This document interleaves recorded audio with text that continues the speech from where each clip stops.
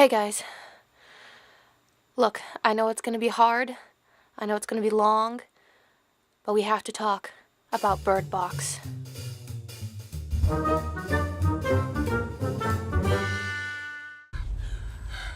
Please don't take my children. Open your eyes. No. Open your eyes. Please don't take my children! Do you hear that? The creatures.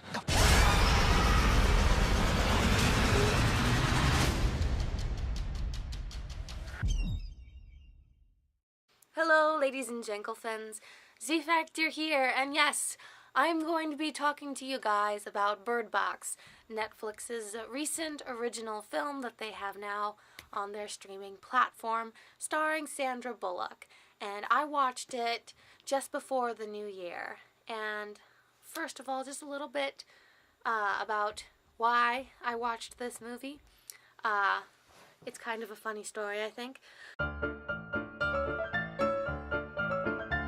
So, I was on Facebook, as you do, and suddenly I come across all of these weird memes with Sandra Bullock on a boat with two children, and they're all blindfolded, and it's like really weird memes of things that I don't understand. And then I see the image of, on the Netflix screen, they're promoting their latest film, Bird Box, and it's got Sandra Bullock on there. And I'm like, oh, that must be the thing. And then, when I'm at work one day, I hear a coworker recommending Bird Box to our boss and saying, have you seen it? No, I haven't seen it. Oh, it's really good, blah, blah, blah, blah. And I'm like, okay.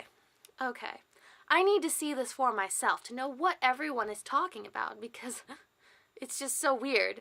Like, I thought it was going to be a really goofy, like, B movie that is, like really bad because why else would everyone be memeing it? But then the person I had heard at work said it was actually really good, and so I was really curious. And so I sat down on my couch instead of going to see Aquaman or Bumblebee or whatever. No, I sat at home and watched Bird Box. And I am glad I did.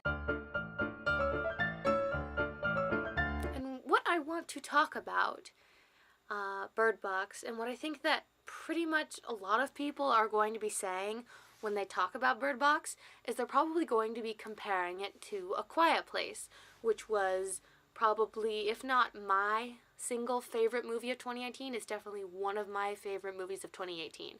I love that movie so much. And there is definitely a case to be made comparing A Quiet Place to Bird Box, but it's also kind of unfair to compare them. But I just want to break down some of the things about that movie Bird Box because I really want to talk about it, and it seems like a lot of people are talking about it, so there we are. And also kind of demonstrating how it relates to A Quiet Place, another movie that I have seen and really love. So, here we go. We're going to jump into this, and if you want to know whether or not I recommend Bird Box, that'll be toward the end of the video, so you can just skip all the way to the end if that's the only thing you care about, whether or not you should see Bird Box. For right now, I'm just going to be talking about it, and spoilers ahead. Spoilers for Bird Box. So before I can get into a deep dive into Bird Box's themes and morals, character arcs, and how I think it functions as a movie, I first need to explain a little bit about the plot. So, the movie Bird Box is mostly about the character Mallory, who is played by Sandra Bullock. And the movie, I think, did a really good job of editing between like the present day storyline and the past. So it intercuts between the stuff that is happening concurrently and then the stuff that happened in the past with Mallory. So the stuff that's kind of happening in the present timeline, or however you want to call it, is she and two 5-year-old children are all blindfolded and in the wilderness, and then they get on a boat and they're going downriver to a place where they think it will be safe for them, and there is some sort of monster that might get them. And we don't understand why they're blindfolded and what's going on. We just know that things are really dangerous and stressful and scary, and that Mallory is kind of yelling at the two kids, boy and girl. That's kind of all we know. And that that piece of them going down the river and the stuff that happens to them as they're going down the river is intercut with scenes of Mallory's past.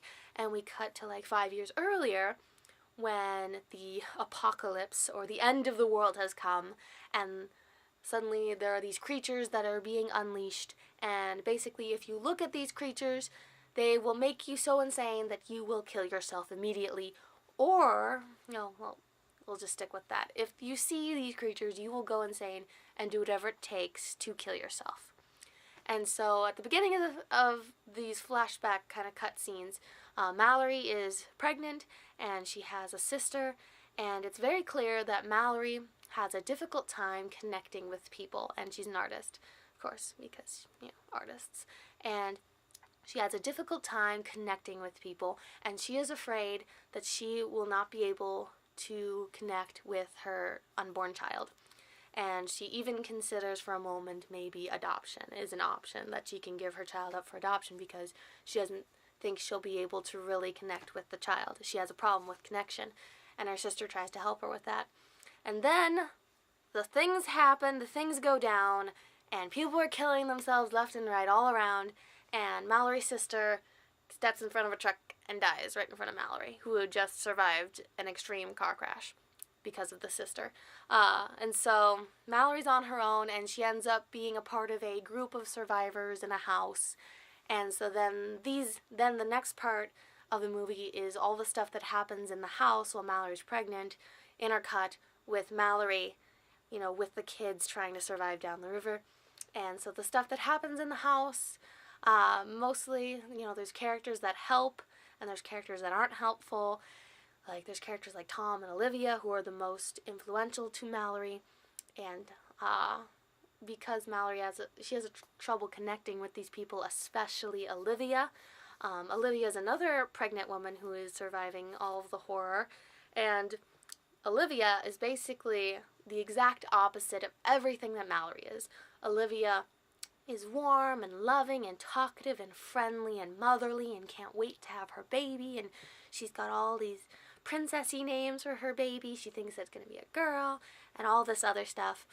While Mallory is the complete opposite. She's more cold, a little bit harsh, she's realist. She picks up a shotgun and handles it like a pro without hesitation. She is ready for this, and she is kind of ruthless. She's not mean. She's actually, she does have kindness, and she is she wants to help people survive. She's just much more like straightforward, like that. She has a hard time having that connection with people, and that's juxtaposed with Olivia's character, who's very loving and the complete opposite of her. And Olivia wants to connect to Mallory, and Mallory is people is kind of not like that, but like that's kind of the vibe. She is not willing to connect, and so towards the end of the whole not flashbacks, but like cutscenes of her in the house, she has connected with Olivia. And that's when Olivia makes Mallory a promise that if something happens to Olivia, that Mallory will take care of her baby. And Mallory is like, okay, I promise. And so then when Mallory unfortunately dies, when Olivia unfortunately dies, Mallory has takes care of her baby. And so that's how Mallory has the two kids. The little girl is Olivia's kid, and the boy is Mallory's.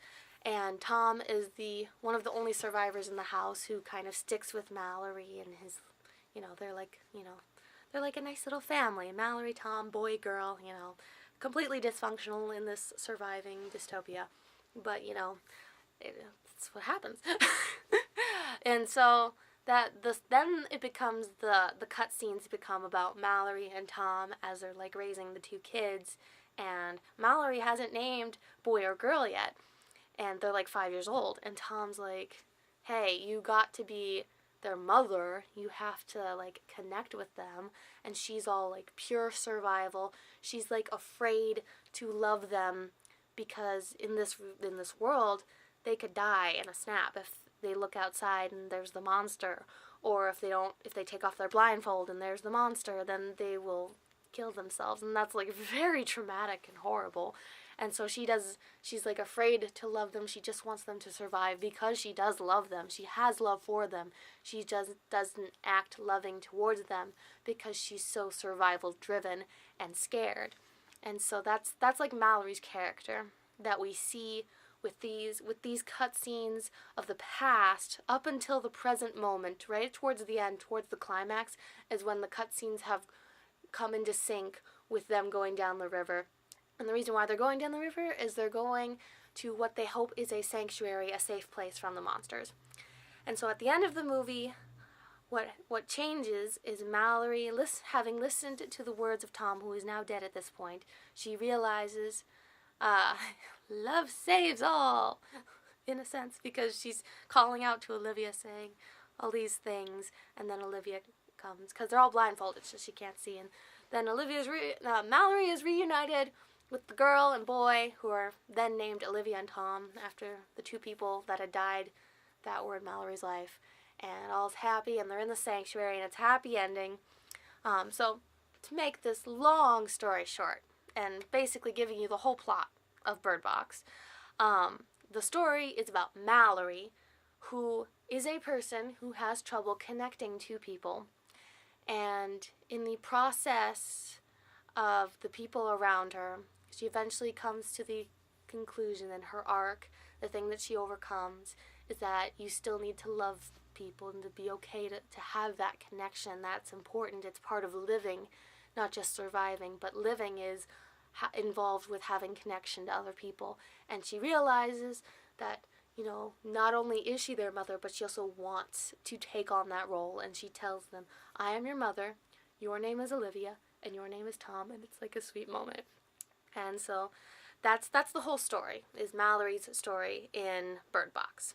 And the reason why it's called Bird Box is because the birds, Mallory has like these pet birds basically, and whenever the monsters are nearby, the birds chirp and are really loud, and so it's like a warning signal to when the monsters are coming. So they have, throughout the movie, birds somewhere with them, and it's like a deal, the birds are helpful. So that's why it's called Bird Box. It is a bit similar to A Quiet Place. They have a similar, if you would say, gimmick. And if you haven't seen A Quiet Place, I'm not going to spoil the whole plot for you like I just did for Bird Box. Just go see A Quiet Place because it's amazing and I love it so much. But in A Quiet Place, the center of the film and like the morals and the themes and what it's about is it's also about love. And it's also about, parenting, because that's what Mallory kind of has to learn by the end of her movie, is being a mom.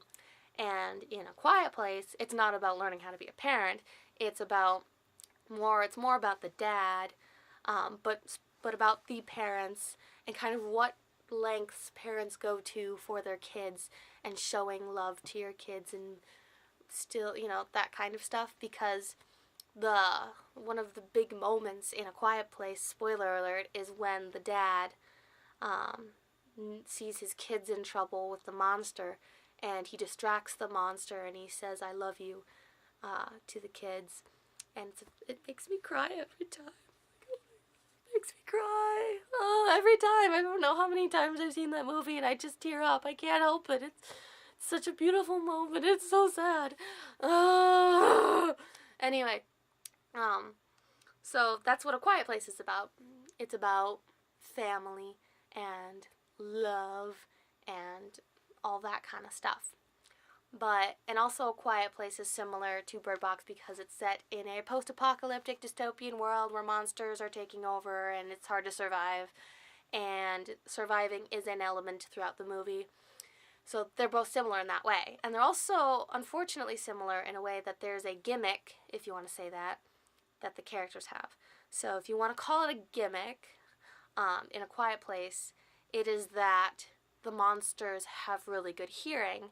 And so if a character in the movie makes a sound, you're scared that the monster might hear it and get them. So like that's the thing in A Quiet Place, is you have to be really quiet because the monsters have super hearing. Whereas in Bird Box, if you look at the monster, you will kill yourself. It's like a Medusa thing. Instead of turning into stone, you'll just try to kill yourself in some horribly graphic and gory, violent way, as you do. So That's the thing in Bird Box, is the monster, when you look at it, you'll kill yourself. And in A Quiet Place, you just have to be really, really quiet or it'll go after you. And so these are the ways in which the two movies are similar.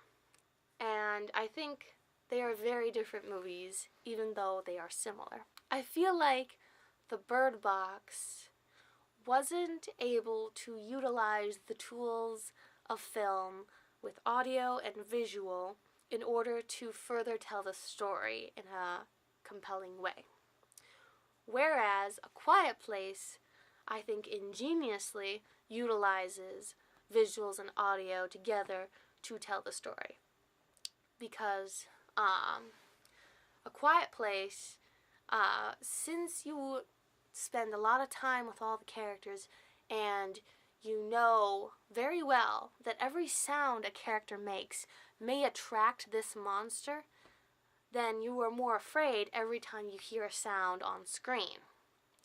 And this creates suspense whenever you hear sounds, and when you look at the monster, you can see the danger that the characters are in. And you also, so since you can see the danger the characters are in, and you can feel the danger they're in because you are also listening to all the sounds that are happening. And so there's a lot of created suspense through seeing the monster, seeing the characters that you care about, hearing the sounds, and also knowing that one of the main characters is deaf. She cannot hear, which means when she makes sounds, she is at a more chance of not knowing the sound's impact that may draw the monster towards her, which adds more suspense. So A Quiet Place does a really good job at creating this atmosphere and this suspense and tension, especially when at the very beginning of the movie, a small child that is a family member of the main family is killed.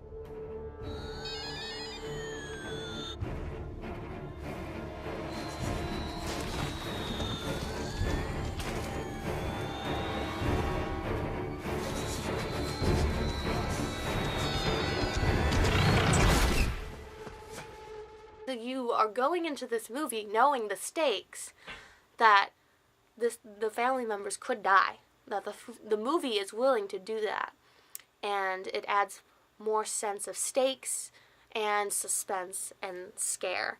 And then, of course, we know the dad dies, and I didn't think that was going to happen. I was like, no, they wouldn't do that. They wouldn't. No. So that's like A Quiet Place, how they use the visuals, the characters, and the audio especially to further tell the story in a very direct, clean, clear-cut, uncomplicated way. This is a story of a family. There we go.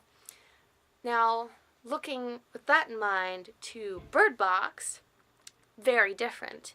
It's not about a family necessarily as it is about Mallory's complex personal journey, and that being intercut with two different timelines until they come into the same place by the end. And unfortunately, because the monster is one in which if you look at it, you're going to want you to kill yourself or you would go insane or whatever, then I understand why they would never have the monster on screen. I understand that. It makes logical sense that if your monster turns people crazy and they want to kill themselves, then you wouldn't have the monster on screen. That's fine, in my opinion. However,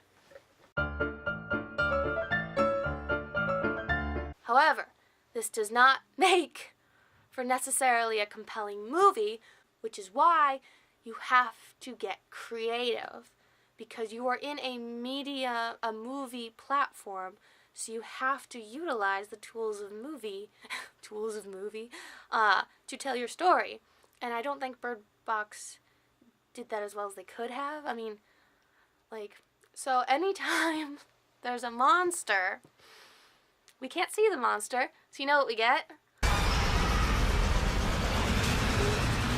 We get bushes moving, we get shadows, we get wind and leaves, woo, and the bush, and like camera shots that are dramatic, and sometimes we'll get a sound, weird sounds every once in a while, and like the most of a monster we see is like these really creepy drawings that a creepy person did, and it's like, oh, I guess that might be what the monster looks like, but we never really know because he was like a lunatic.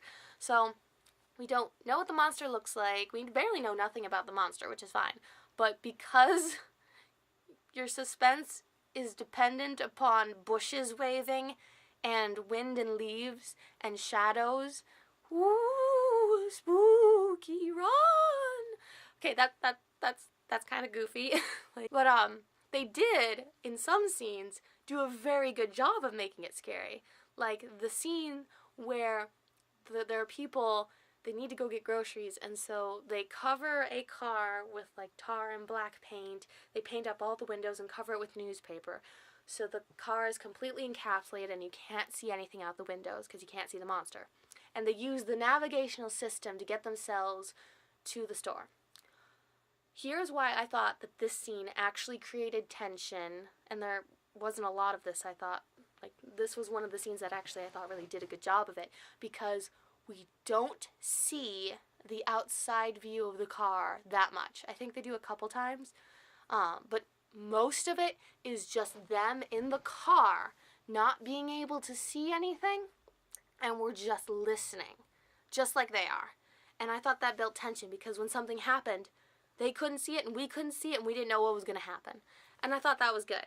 And then there was another scene where it did the same thing, where Mallory had her blindfold on and they're hearing this like creepy guy down the river and he's saying creepy things, and we don't see him. We don't see him until like about halfway through the whole creepy guy scene when they're fighting and she like hacks him with a machete. Otherwise it's like, and then in those moments where we're just seeing her with her blindfold and she's like, she can't see anything, we're like her and we can't see anything, we're just hoping that she knows where he might be. And so those were the scary and effective moments where we were put into their shoes, unable to see. And being unable to see the danger is a pretty scary thing. So that was good. But most of the movie wasn't able to do that because it's really hard to make that compelling, I guess. Or, it'd be really difficult, have to be really creative. And it can get a little tiresome in a long movie, And so there were except for the few exceptions, not all of the scenes had a lot of tension and suspense to them. And I think where the movie thought it was scary would be in the immense amount of gore. Because if you see the monster, you go suicidal. There's a lot of suicides, grotesque, just uselessly gross, adds nothing to the plot deaths. The lady stabs herself in the neck with scissors, and I'm like, great, that's sad.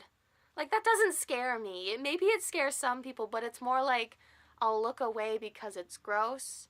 But gross does not equal scary to me.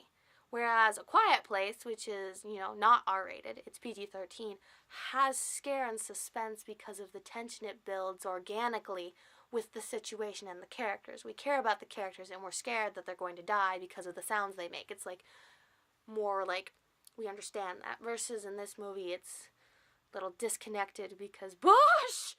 Run! So I think the Bird Box suffers from not being able to utilize visuals to create tension and suspense, though it does at some points, And it also, I think, I get you can't have the monster, but then that means you're really gonna have to use your audio in a creative way, because that's what our characters are dependent upon. They are dependent upon touch, and they're dependent upon ears, as well as, smell and taste and the other senses, but like we can't touch what they're touching. You know, if they do this, we can just see them do that. We can't actually know what they're touching, but we can gather that information. But we can, alongside them, hear the audio coming from the movie. And so I thought, okay, then they must be doing something really clever with audio since we can't see the monster. I didn't find what they did with the audio, like, to be interesting at all. Like, the monster seemed to make... I don't remember what creepy sounds it may have made. And then, alongside those spooky, ghosty sounds, it would also like to... The other sounds this monster would make to try to make you open your eyes or take off your blindfold is it would impersonate the voices of people that you knew and loved, and those voices would be saying, "Take it off, it's fine, it's okay, I'm here, you can take it off, look at me, look at me." So those would be those voices. It's like Mallory hears Tom's voice and she's like, "No, no, you're not real, no." So it's still like, okay. It's just kind of weird. It doesn't have like this connective, like, oh, okay, I get it. No, it's spooky. Like it's kind of funny. Spooky. And I think that's unfortunately why a lot of people have made memes or jokes recently with Bird Box, is because it's a very serious movie with a great story, I think, and great acting.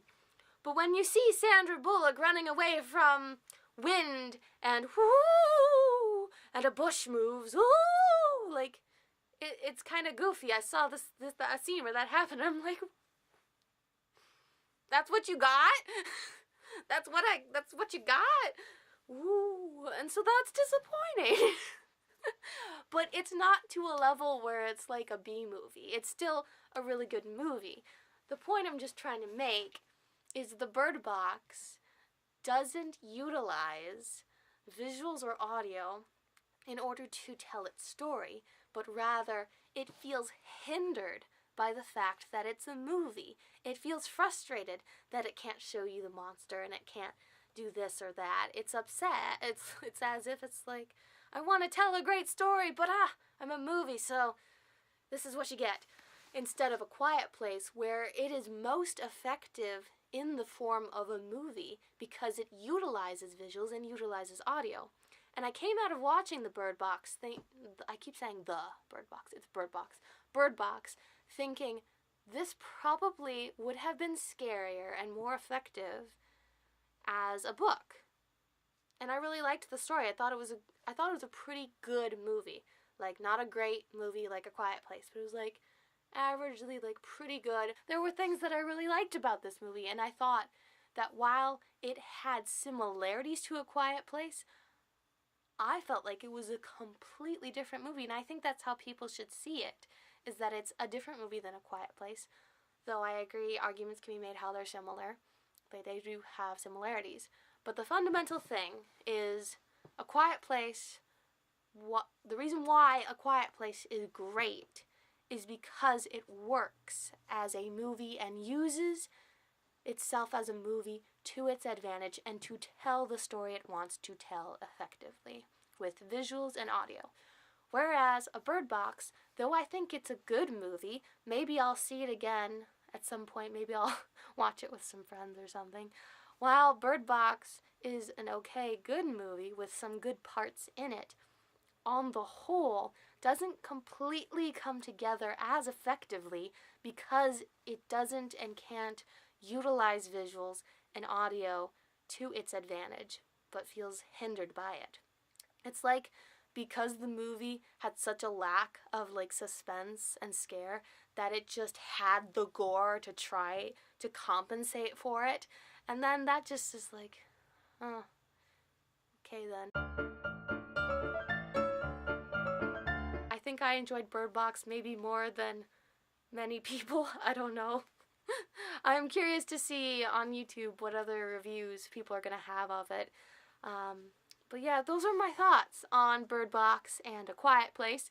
If you're wondering whether or not I recommend a Bird Box, A Bird Box? No. If you're wondering if I recommend Bird Box, it is rated R, so take that into consideration. I don't know what age range all of you guys would be, but take that into consideration. And there is a lot of gore. So if you are a person that really does not like gore, do not recommend this. But if you're okay with gore or you don't mind it, I'm a person that I'm like, ugh, you know, but it doesn't like super bother me. So I was like just meh. So that's something to consider. And then otherwise, it's a good movie, and if you want to be in the conversation as people are like, have you seen Bird Box? Do you know Bird Box? Blah, blah, blah, blah, blah, and understand what all the memes are about, then yeah.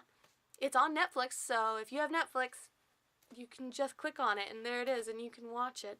But yeah, I also feel like you have to be one of those people where you're in it, you're like in for the ride, or you're like, what the heck is this? Because it is a little silly that most of the characters are blindfolded for a majority of the movie.